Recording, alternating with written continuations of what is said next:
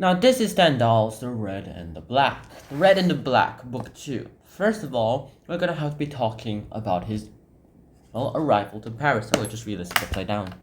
Now the thing about his, appearance, how he just arrived, was because, first of all, the Red and the Black, he has finally coming to the black part, his clergyhood, whereas his red part, the military part, is still going on. In what sense, you're asking?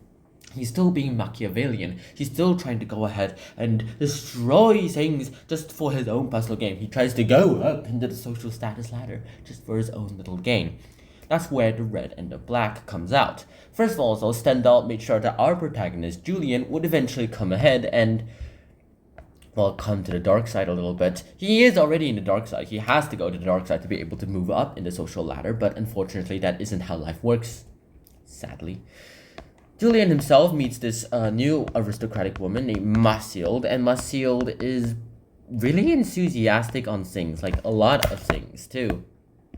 Should probably use the pen.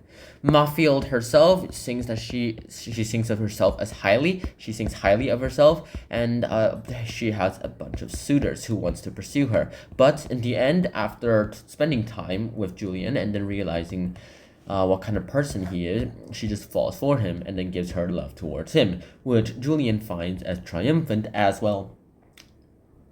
She chose a peasant over a bunch of the aristocrats. How would he not be happy?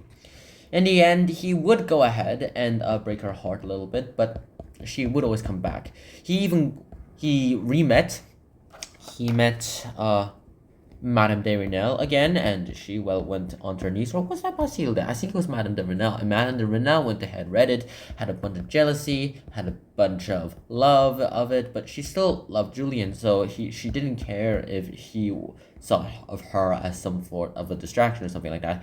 She just wanted to be loved by him. So later he would try to go ahead and kill her at a church tower that he was looking at in book 1 before he departed for Paris. Interesting, if you ask me. Next thing that literally happened was that Julian went ahead and finally was able to go into ups. He was able to go up into the social order, but then later he did a little crime where he went ahead and almost murdered Madame de Renal, and he did something else. No spoilers there. So this is a summary of the book. And then he was sent off to jail. Now, Mathilde and Madame de Renal both did their best to try to get him alive and get him out alive, but then he's all like, yeah, you know what? F this world. I'm staying here. I'm just gonna go ahead and leave this departing world that is not like any of these peasants. And when the jury, who were all supposed to go ahead and vote yes and do not kill him, he just slandered the jury a lot. He went ahead and said a bunch of mean things about the jury, so that the jury will always have to say no. Yeah, you guys are a bunch of stupid idiots. That kind of thing. And then, of course, the jury voted down for him unanimously. Later, he went ahead and waited on the death row and then said that this was feeling pretty good. After his head was cut off via guillotine, this one's kind of inaccurate though, because the guillotine was stopped using in the French Revolution. Our Mathilde and Madame de Renal decided to do something about him. Madame de Renal, Mathilde went ahead and had this head adorned with the marbles sculpted at great cost. And Mathilde would eventually say that she wanted to be buried with her when she died. And then Madame de Renal promised that she would never try to take her own life, which she was able to keep, though in the end, 3 days after Julian died, she was gone. I know this is a really short summary, but there's not much I can really say about it. There's not that much dialogue, though. And this last part, the second part of the book itself, is kind of meh, whereas there's like intensive going up at the first part of the book and the first 80%.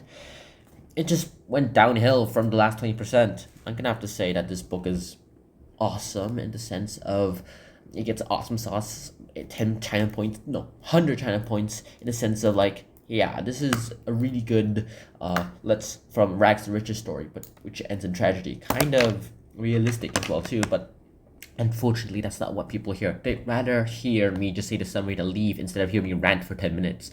So yeah, I hope you guys enjoyed this episode. Hope to see you guys soon. Until next time, 谢谢好，peace, bye bye.